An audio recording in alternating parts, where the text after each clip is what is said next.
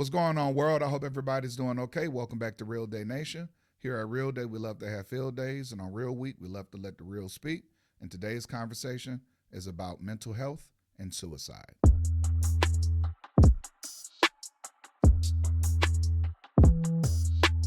Suicide is a very sensitive subject among everybody. I think it's something culturally we can agree on, regardless of what you believe, regardless of who you are and your walk of life. Suicide, or as some people call it, unaliving yourself or self deletion, is a very sensitive subject.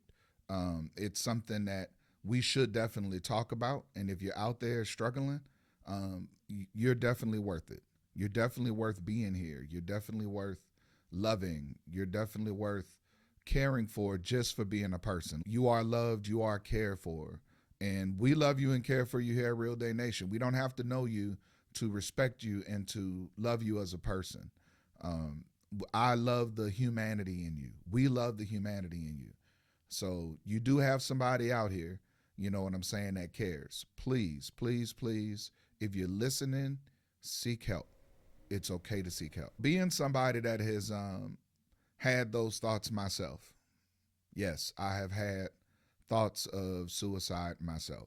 I can tell you from talking with different people and having those thoughts myself, there's one consensus that comes up all the time, is that sometimes people that want to help us out and want to talk to us and do things for us, sometimes they just don't know what to say. They don't know how to reach the people that are important in their lives that are having those type of thoughts. And it's not to say that it is the community that that person's involved with responsibility to know everything and to know all the answers. One of the things that comes to mind is that you have to remember you don't have to always have all of the answers. So don't present yourself like you have all of the answers. Another thing that people who have those thoughts may not be able to tell you, it's okay to empathize, it's okay to somewhat identify, but that is a very, very thin line. You got to really be careful when you're dealing with people who are considering that as a course of action. You have to be careful when expressing how you relate, you know, because it could be triggering for some people. Be careful with that. I thank God that I'm on the other side of it, but I can definitely speak to it. You definitely want to know and understand some of what you are saying to that person, and understand that you're talking to another person. They're just struggling with some things at the time or at the moment, but you are talking to another human being. The CDC reported 46,000 suicides in 2022 alone. And I know when you're looking at that number as a whole, it doesn't seem like a big number, but you also got to look at the people that it affects. That's 46,000 people, but that one in that 46,000 probably affected hundreds of people, because now you got family that love this person, you got friends who love this person, and so forth. So when you see this number of 46,000 in 2022 alone, I can't say for 2023 on forward, but I'm sure more has happened. It's about the lives that those people affected. A lot of people fight unseen battles that nobody sees, and sometimes they don't even talk about, right? So it's important to really check on your people. I say that a lot of times. I know we get caught up in our own world. We got a lot of things going on, and we fighting our own battles, right? We got our own unseen battles that we probably don't even speak on, but there could be somebody who's fighting a battle that's a lot worse than yours. So just check on your people, even the ones you think are doing fine. In a lot of their videos and pictures, they look happy, but you don't see what's going on internally. So that's the thing you got to look for as well. I had a friend that I was friends with in high school. We was real close. I looked at him like a brother. We'll go long stints without speaking for a little minute, and he'll hit me up and be like, "Man, I miss you, no homo." And I was like, "Man, you don't got to say that. We like brothers." So I didn't feel he had to say that, but it was just a little funny thing that we had going on. But I feel like you don't got to feel some type of way to tell your homie that you miss him or you love him or things like that. You know what I mean? Because if you really friends with this dude or this female, that they're your family. So telling somebody of the same sex or something like that you miss them, you shouldn't feel no type of way. You know what I mean? Be secure in your masculinity or whatever. You know what I mean? Just to tell your homie that, hey man, I miss you and I love you. Easy, right? So and that could definitely save a life. A lot of it happens amongst the young folks as well. The second leading cause of death was suicide for ages 15 to 24. The second leading cause was suicide for people ages 15 to 24. That's young people. So a lot of young people are going through these things. You might look at these ages and be like, what can they be going through? It's a lot of unseen battles. I said this in many videos before, to talk to your people, talk to your children, see how their day was. It's certain questions that you should ask. Not the general question of, how was your day? You know what I mean?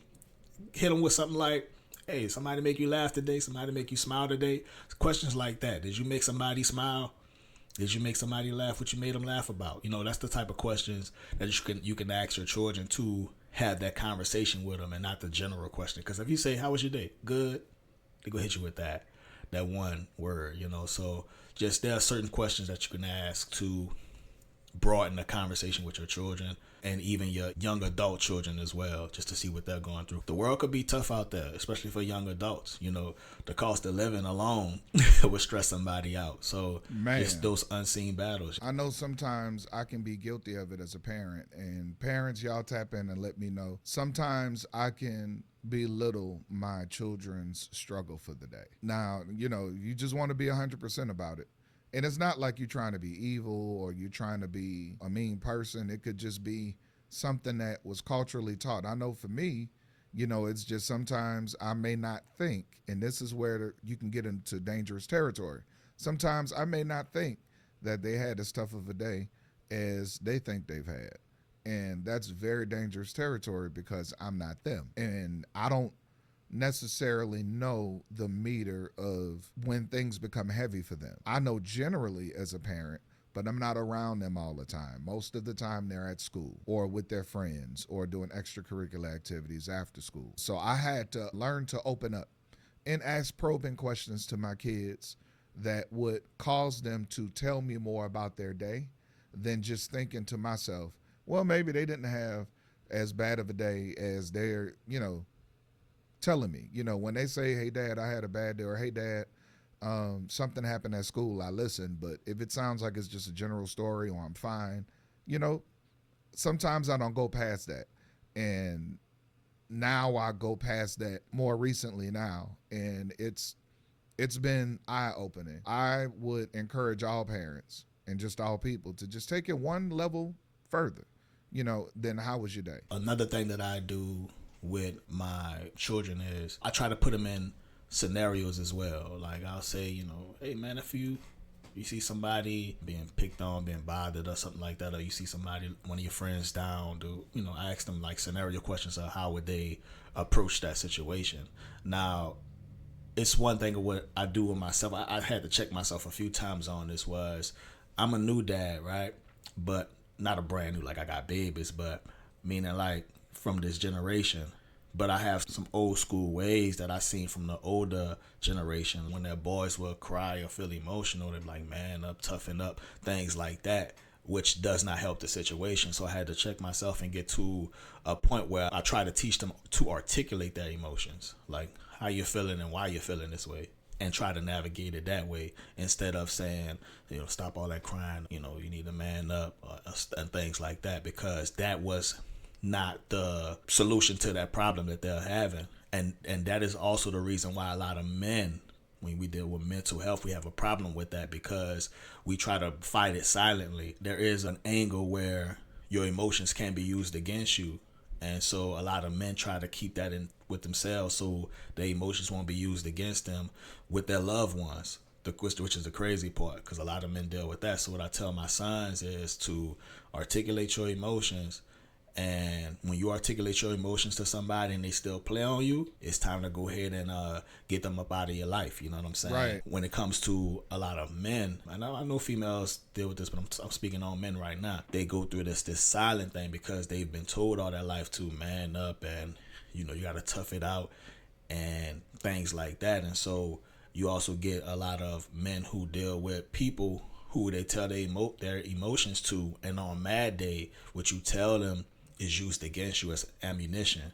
So you get that man that now shuts down, and when he shuts down, all those thoughts that he's having, he feel like he can't tell it to nobody because that person, whoever they tell it to, is going to use that against them now. So that's what we have to get better with too. I'm talking to the people that are being talked to when someone is expressing their emotions to you, to not use their words against them like that in a vulnerable moment when they're telling you their feelings and their thoughts. You're upset now. You throw those words back at them. That doesn't help the situation. I think that type of communication leads some people to thinking about life without them involved. That's one of the avenues that cause people to think about deleting themselves. You know what I'm saying? Like, man, if I can't get my point across, if I can't get you to at least clearly understand what I'm trying to express, not that I want to be necessarily right, but I want to be understood. And understood and right are two different things. In communication, if being understood is not the goal and right is the goal, it could be a very dangerous thing. You know what I'm saying? Being understood, right could be the next step after being understood. But I don't think right should be a first step, because I don't think we know humanistically how to completely handle right as a first step. Especially as a spiritual guy, I think that's more God territory. I think for us, it's more we have to understand each other, to understand how to operate with each other and coexist with each other. I had a professor one time to tell me, as we were talking about suicide in the class, and we had some dialogue after class, and we were talking about suicide, and he told me, he said, Joe, you know what's the worst place for some people with suicide, the worst place for them to be? Now I'm thinking to myself, suicide in itself is the worst place to be for someone in that, in that arena. He said, but no, dig further. If they are considering committing suicide and then something in them motivates them not to, and they start to leave that valley and go up the hill, he said the worst thing in the world is for them to lose hope in that turn, for them to experience people that don't know what to say or are not communicating effectively on that turn. He said that is the worst place for people to be, because then it's like, okay, I tried to climb out of it. And the people who say they're my friends, or the pastors who say they'll be there, or the deacons, or whoever, the co-workers, whoever, you know what I'm saying, could mishandle that environment. It's definitely a window. We have to communicate right. And right may not always look good. Right in that scenario is being understood. I think that's what right should be. Not right how we try to be right. When we try to be right, we say things like, you're a coward if you try to take your own life. I've heard people say that. Bro. Like, I've heard people call it selfish. And I'm like, it's only selfish to people who were using the people who were thinking about unaliving themselves. Maybe that's part of the reason why they're thinking about unaliving themselves, because they feel overused and there's no solution to the overuse. It could be an avenue of exploration.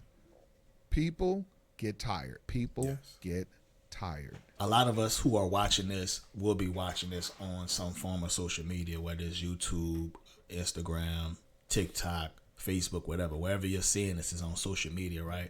It's also important to understand that when you're seeing a lot of these posts on social media, and not this particular one, but a lot of other people's posts on social media, a lot of people post their highlight reels, man. I know when you're seeing everybody look happy, you're starting to feel isolated in your pain and things like that. It's important to know that's somebody's highlight reel. A lot of the times they're not going to share their pain.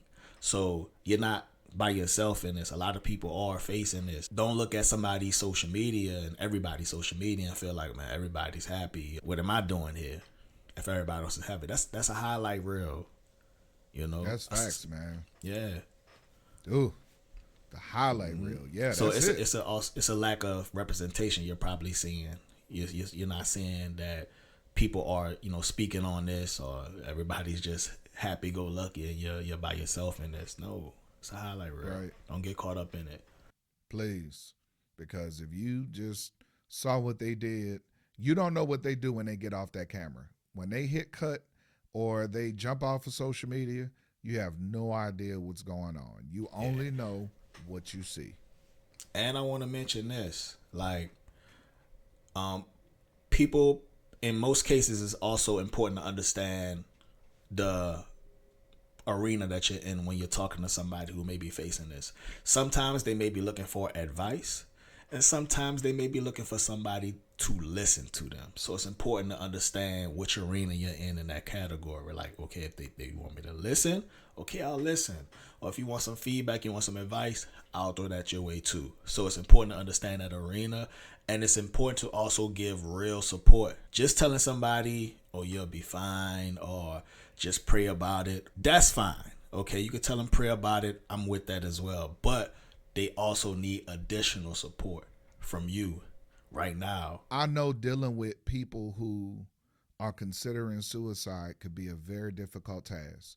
There's a lot of eggshells you may have to walk on. There's a lot of times you have to know what to say or not say anything at all, or just be present, or say a whole bunch of things, or maybe take them somewhere, or try to pull them out of that mentality. Or, there's a chance you could be really aggressive. There's a chance you could be too sensitive. I got it. But guess what's more difficult than that? Guess what's more difficult than bringing yourself through a sacrifice for a friend? What's more difficult than that is losing your friend to suicide. That's what I want you to think about. That's what I want people to think about, man. Listen. Because we talk about the difficulties, but I'm like, yeah, isn't losing them more difficult than that? I had a friend that I spoke on earlier, man, who used to hit me up and say, oh, man, I miss you, no homo. He ended up, taking himself out, man. He took himself out. And it leaves you with more questions than answers, because when y'all chopped it up, he didn't mention that, but maybe he didn't feel like, you would probably understand or something like that. So things like that run through your mind. I understand. So I'm speaking on to the people that have these thoughts, but I'm going to also speak to the person that may be receiving this or may not receive it, and something happened to your friend and you're like, hey, they could have talked to me about it, and things like that. It's unseen. So I wouldn't say blame yourself. Like Joe was saying earlier, I wouldn't say blame yourself, because it's unseen a lot of the times. But I'll say if they let you see it, that's when it's time to get active. Yeah. Letting you see it means they trust you. Yes. Because we have a whole bunch of faces we put on. And it's not to me. So putting on a face doesn't necessarily mean also that they're trying to hide it. It could be something that they're used to doing habitually. Putting on a face at work because they're always having to be at work. Putting on a face at their son's or their daughter's school because they always have to be in that environment. So it could be something they're doing because it's something that they have rehearsed. But if they take that moment to take that mask off in front of you, don't mishandle that moment. You know your people. You know how they are. You know who they are. Give them grace and don't mishandle that moment if they decide to open up to you. If they say they don't want to talk about it, then they don't want to talk about it. And that is also okay. People process things differently. Don't ever force someone who's thinking like that to talk about it when they don't want to talk about it, because you may be doing something that has been done to them countless times. And you may also be doing something that put them in that frame of thought already. So just something else to consider. It's all about knowing your people, man. There are people that have those thoughts and don't have people around them, or they may be really isolated. If you find this and you are isolated, first of all, I want you to know, from a spiritual standpoint, you may not be spiritual, but I completely understand that. There's still a God that loves you, whether you are spiritual or not. I don't care what religion says. I don't care what people say. I don't care what people try to manipulate different texts in scripture. I'm telling you that whether you believe anything or not, there is a God that loves you. There is a Jesus that loves you. No matter what you believe, no matter what you believe about yourself, and they see the king and queen in you, even when you can't see it in yourself. I would also like to touch on therapy. Now, I don't want anyone to think that therapy is a bad thing, because a lot of people look at, you only need therapy if you're going through something. No, therapy is for development, self-development. If you don't feel like I'm not stressing about anything, I'm not sad about anything, that's not just what therapy is about. Therapy is about self-improvement as well. You may want to better yourself in the arena that you're in right now. and you could just go to therapy. And for anybody that you feel like, oh, I can't afford a therapist and things like that, there are hotlines for this. There's a hotline, a suicide hotline for anybody who may be feeling depressed and things like that. It's resources out there. There's resources with the Veterans Administration for military people. Just make sure you guys reach out. And family members, friends, colleagues, church people, fraternity people. If you know someone who is going through this type of thought and you're not sure how to help them, even if you are sure how to help them, as a part of your tool set, please give them at least this slide and let them see, take a picture if you need to, and let them see that there is a system of support ready and available to help them out whenever necessary. There are even apps out there like BetterHelp, Yes, sir. Talkspace, things like that community support groups. So it's resources out there. If you feel like you can't talk to any of your family or your friends, things like that, it's resources out there that you can tap into to get the help. Or if you just need somebody to talk to, if you want to talk to us, the comment section always open. Tap the in. inbox is always open. We will respond. Indeed. And it will be one of us. Or Yes. both of us. We will definitely respond. That too. Yeah. On Real Day, we have field days. And on Real Week, we let the real speak. And the real has spoken.